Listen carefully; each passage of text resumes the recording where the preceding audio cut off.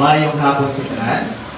Davao del Norte Governor Kuya Gov Edwin I. Hubahid, First District Representative of Davao del Norte, Congressman Pantaleon Diaz Alvarez. We also have Congressman Ronnie L. Ong, Treasurer of Partidong Reporma, Honorable Arnel T. Tacoma City Mayor, Honorable Dr. Alan L. Leon, and Tacoma City Councilor, Honorable Attorney Anna Alvarez. To our provincial officials and employees, esteemed guests, our media partners, people of Davao del Norte, it is our immense pleasure to have the presence of the second highest official of the country, the Vice President of the Republic of the Philippines, and presidential candidate for the 2022 Philippine General Election. Ladies and gentlemen, Vice President Maria Leonor Leni Robredo. Welcome po to Davao del Norte, and as we say it in our local language, maayong pagdayon sa Davao del Norte. We are privileged because we have the opportunity to ask questions to our Vice President. We have our media partners who will join us this afternoon for our press conference. But before we begin, let's hear the message first from our very dynamic First District Representative of Davao del Norte. Ladies and gentlemen, Congressman Pantaleon Diaz Alvarez.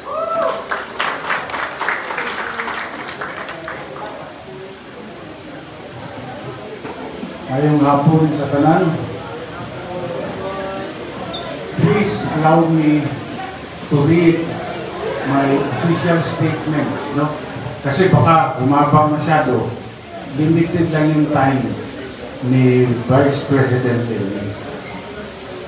Partidong Reporma has always sought to represent the better ideals in politics, mindful of the limitations imposed by a far from perfect world, but faithful to the aim of attaining good governance through reform as its constant guiding North Star. Given the challenges that the nation must confront due to the pandemic, the resulting economic crisis, and the spillover adverse consequences in the everyday lives of our people, we initiated an urgent campaign called We Need a Leader 2022. There is no doubt that after a thorough search, we found a once-in-a-generation candidate, a rare gem who devoted his entire life to exceptional public service, risked life and limb for his countrymen, cleaned the ranks of the police force when he led the institution, fought against corruption, and advocated consistently and credibly for good governance. And when he became a senator, he authored important laws, including but not limited to free irrigation for our farmers, national ID system to simplify government processes, and increase in the pay of military and uniformed personnel to support our heroes. He is also the guardian of the national budget, protecting the treasury from those who seek to plunder it.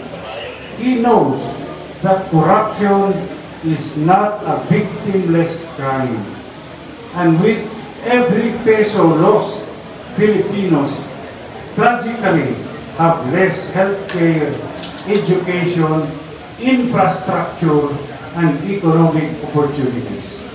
Last but not least, his advocacy for budget reform is the key to bringing development to the countryside.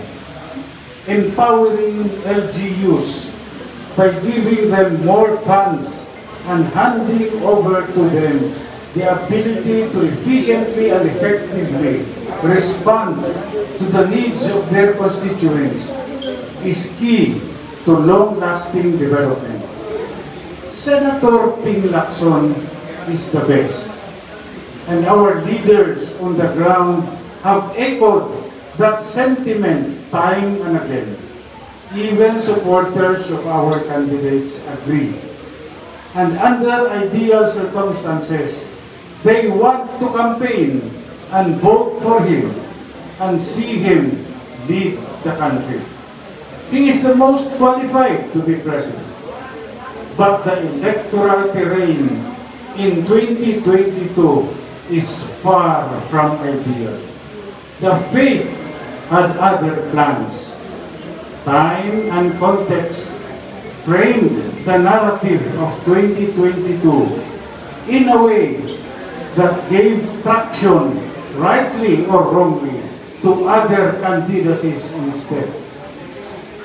This is a difficult fact which takes courage to admit. Right now, two candidates have pulled away from the pack, and while the candidate second in ranking still lags far behind from the front runner, it is evident that her campaign has gained. The continues to gain significant traction. There is much potential there. She has also shown that she represents ideals which are substantially in line with the aims of Reporma to reform government and provide a better future for the Filipinos. Our ground leaders have expressed their wish to participate in that brave calling. And that is why a hard choice must be made. With a heavy heart, many members of Reporma are constrained to consider a candidate other than their first choice. We reasonably believe that we will pursue the realization of our collective aspirations, ordinary Filipinos, at a better life. The Reporma members and officers concerned, they positively but realistically view the opportunity to help ensure that the Leni Robredo campaign is strengthened and further represented by additional sectors of society, especially from those in Mindanao, our home, which runs the risk of being neglected again when President Rodrigo Duterte steps down from office. We respect the choice of our members and officers. They are not pink, but they are reformists, and they are for Leni Robredo.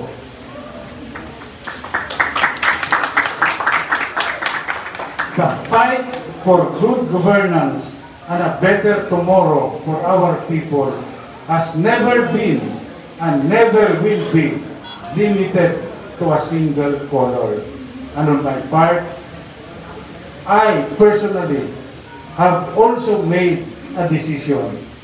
With time still left, but admittedly, not a lot of it, decisive action is necessary. We must respond to the demands of patriotism, requiring us to set aside personal preferences, the end goal being collective victory for good governance, a better future for Filipinos, and a strong and progressive nation. We need a leader. And for the 2022 presidential elections, given all these considerations and the crisis we have to overcome, that leader is a woman. Her name is Leni Robredo.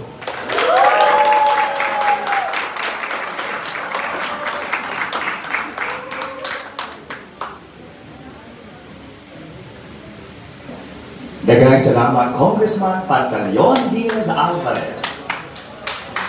The next one to give his statement is our visionary and progress-oriented governor, ang Kuya ng Masa, Kuya Gov Edwin I. Hubahi.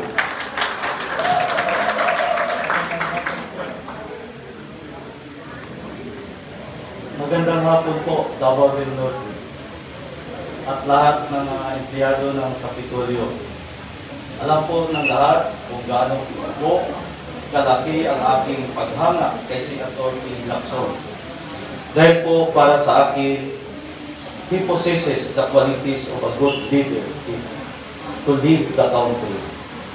He has a wide experience in politics at wala pong bahid ng korupsyon ang kanyang paninilbihan. Subalit, kung pagbabasihan natin ang survey, he has a slim chance of winning. Pinakinggan po natin ang boses ng mga tao at ng mga leader ng Davao del Norte. Sa dalawang presidentiables na nangunguna sa kahit anong survey, pinili po natin suportahan si Vice President Leni Robredo. Dahil kagaya ni Senator Lacson, wala pong bahid ng korupsyon ang kanyang paninilbihan noon pa man at hanggang ngayon. Inisip po natin ang kapakanan ng ating mamamayan. So we chose the leader who will help us realize the aspiration of the Filipino people. Maraming salamat po. God bless us all. Daghang salamat, Kuya Gov Edwin I. Hubahi. At this juncture, we will have our press conference. For our first set of questions will be for Congressman Pantaleon Diaz Alvarez. The first question will be coming from Marlon Ramos of Inquirer. Sir?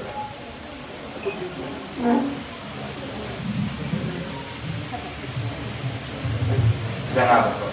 Magandang hapon. Speaker, just walk us through kung paano po yung naging discussion nyo sa party, within the party, and also did you consult with Senator King before you made the decision?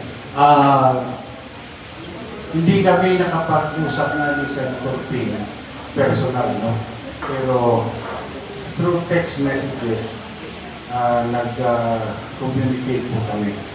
Ngayon, dito naman sa desisyon na ito, ay nag-usap-usap po kami lahat ng mga mayors at mga leaders namin dito sa probinsya. At yun, napagkasunduan na susuportahan namin ang kandidatura ni Vice President Leni Robredo.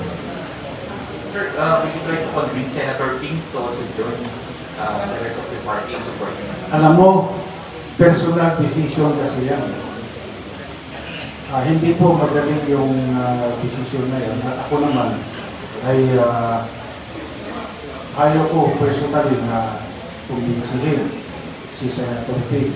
At siguro mas maganda kung hayaan natin siyang mag-desisyon kung ano talaga yung para sa bayan na mas maganda.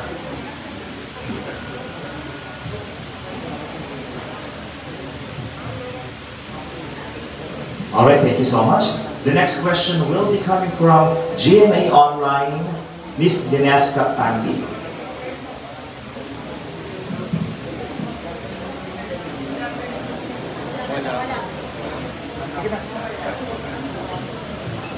Hello, sir. Good afternoon. Good afternoon.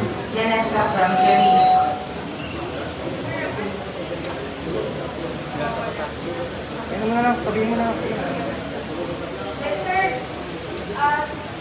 Parang ano po yung nangyari? Kasi obviously, previously you are on opposite side of the fence. Meron din kong differences in the president of the administration. Tapos kayo, sir, you have been appointed of the vice president of the past. So, ano po, paano niyo po naayos yung kumbaga disagreements in the past to come to this point? Hindi naman siguro pinaka-critic, no? Although, aminin ko, naging nagkikritik din ako kay Vice President. Marami rin ako nasabing hindi maganda at humihingi ako ng tawad, ma'am.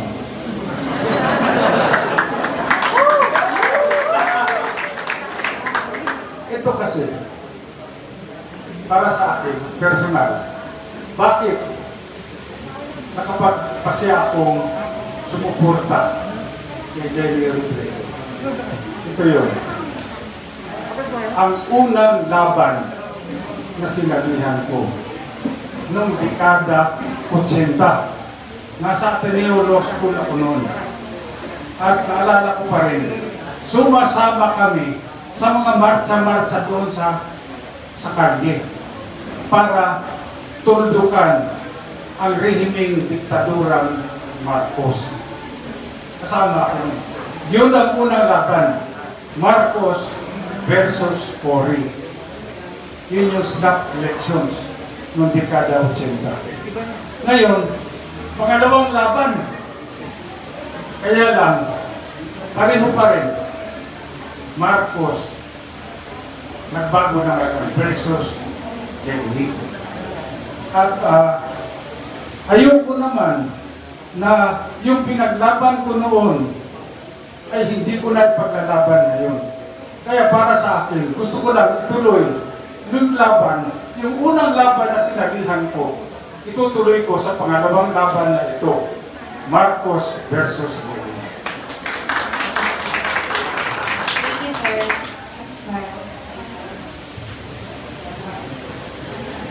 We have a follow-up question from Mara Cepeda of Rapper. I want to direct my question to VP Leni Robredo. I know that Congressman Alvarez has apologized to you, but I did cover him in the House and once upon a time he even mulled impeachment complaint against you. So I want to ask you, ma'am, how were you able to get past that very complicated political history with the former speaker? Ano kasi bata, una-una, speaker, you do not need to apologize. Kasi over the course of our service naman to the country, meron mga bagay na hindi talaga pagkakasunduan. Hindi na yung mga magkakampi, hindi naman expected na nakakasundo sa lahat ng bagay.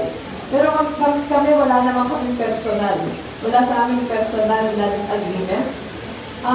When I filed my certificate of candidacy in October of 2021, I filed as an independent.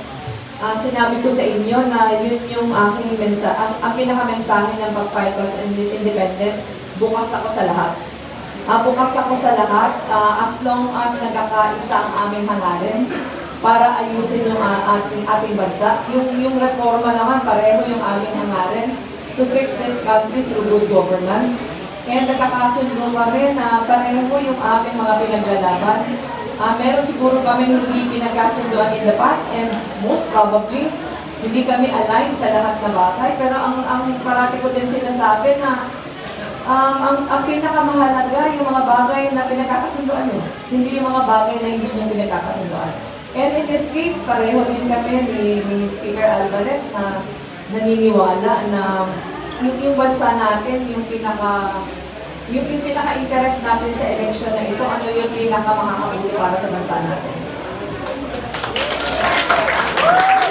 Our next question will be from Anjo Alimario of CNN. Pwede ko bang sagutin din yung katanungan ni Mara? Sa totoo lang, Mara, wala naman akong sabihin mo ayaw kay VP Leni. Nung time na ako speaker, lahat ginawa ko para protektahan at depensahan yung ating Pangulo. Kaya ako naman, ganun talaga ugali ko. Pag dinidepensahan ko yung kasama ko, I'm willing to take the bullets. Kahit magalit ka na sa akin, kaya marami nagagalit sa akin noon, dahil nga, ina-arbor ko yung away. Pero wala, ganun talaga ako. Yan yung nature ng personality ko.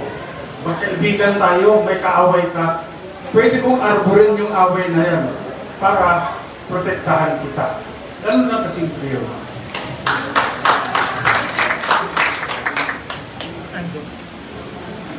So once again, the next one to give a question will be Anjo Alimario, CNN. Hi ma'am, good afternoon po.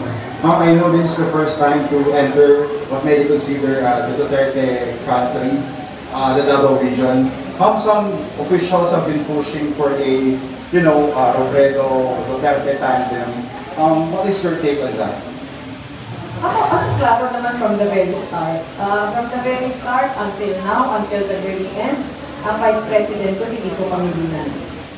Hindi naiiwasan na, hindi naman ngayon lang eleksyon, pero kahit ng mga nakaraang eleksyon, may mga supporters na iba yung choices at iba yung pinupush na mga combinations. Pero as far as I am concerned, as far as yung official campaign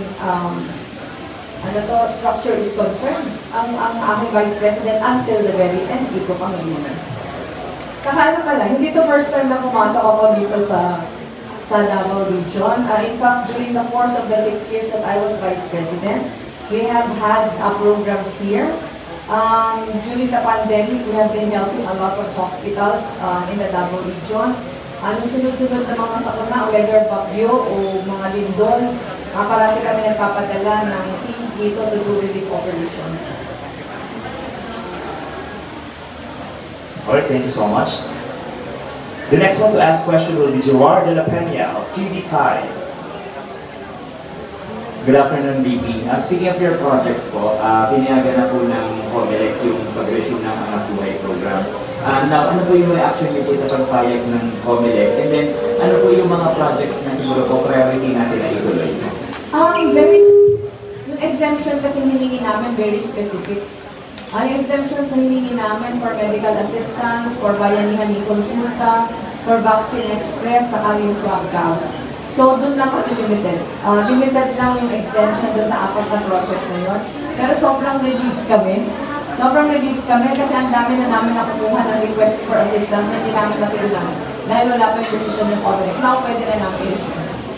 Now, on another matter, how are you taking po yung overwhelming support, especially ng Sunday sa Pasig, and then pagpunta niyo po ng Nueva Ecija, pagdating dito po sa Davao? How are you taking this support? Kami talagang humbled and grateful. Hindi namin inaasahan, lalong-lalo kaninang umaga. Lalong-lalo kaninang umaga, hindi namin inaasahan sa Digos na gano'n na klase ng suporta yung makukuha, na gano'n kadami yung supporters na andito.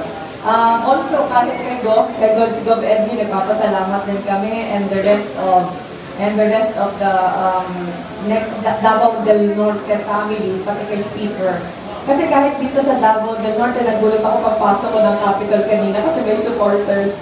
So laging paalala sa amin na hindi kami nag-iisa sa laban. And this fight is really worth fighting. Alright, so the last question will be coming from Janica Delight Villanueva of PTV Davao del Norte.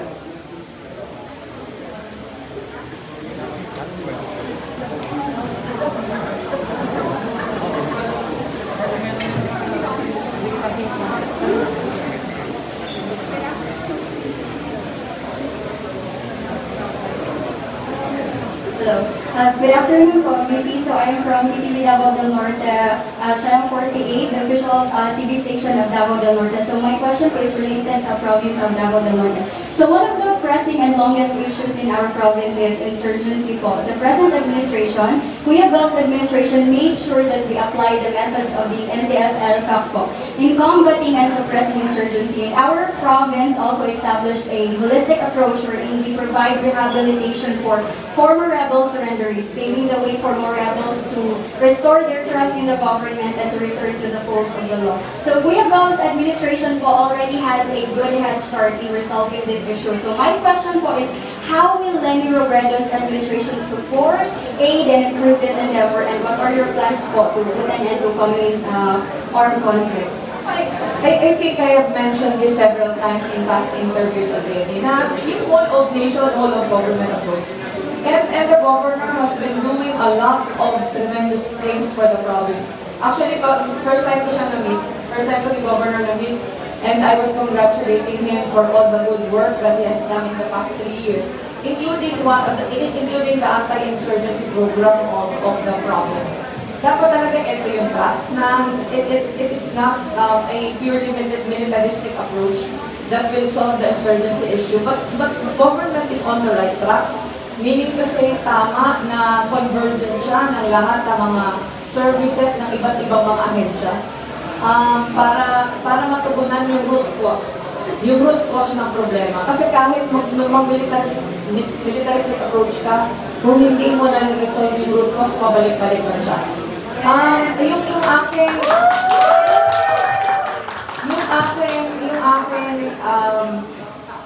Yung aking disagreement with the program, yung red tagging.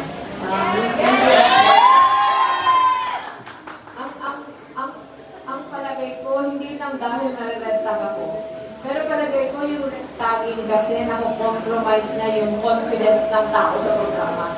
And sa programang ito, kailangan mo yung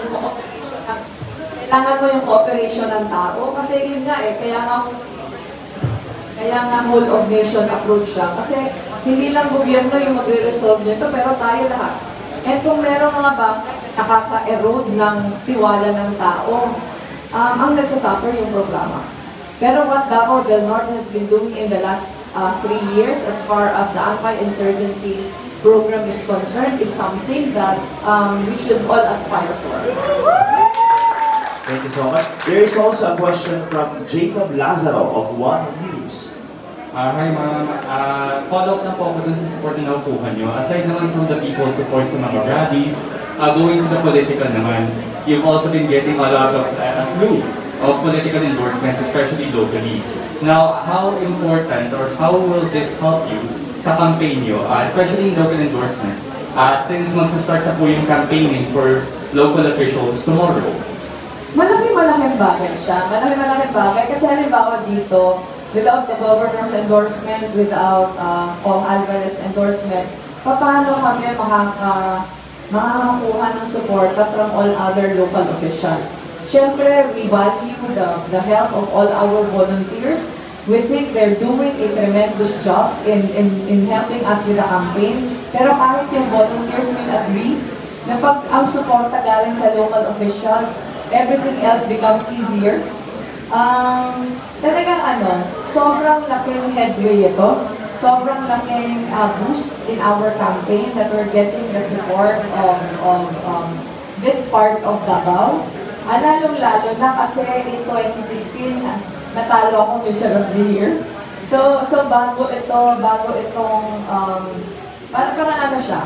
Hindi lang, ang epekto nito hindi lang dito, pero I am sure because of the coming out of Speaker Alvarez, of the governor, and all the local officials here, including Congressman P, saka si Congressman Ong, mas maglalakas loob yung ibang local officials to follow suit. Kasi, gano'n naman talaga yung laban. Pag nagsisimula ka na medyo dehado, it takes a lot of courage to come out in the open. And I'm just so thankful na Speaker Alvarez and the governor has been very brave in doing this thing. Kasi, talaga to? Even the volunteers have been telling us na mabuti na lang na nag-support na si ganito kasi mas makakabuelo kami. So talaga? I'm very grateful ka. So thank you so much, and that ends our press conference. Daghan kayong salamat sa our media partners and of course to our esteemed guest, Vice President Leni Robredo, Davao del Norte Governor Kuya Bobby Edwin Ayubahi, First District Representative of Davao del Norte, Congressman Pantaleon Diaz Alvarez, Congressman Ronnie L. Ong, Congressman Arnel T., Taguig City Mayor Dr. Alan L. Leon, and Taguig City Councilor Honorable Attorney Anna Alvarez. So we'd also like to ask our guest to stand for our photo opportunity.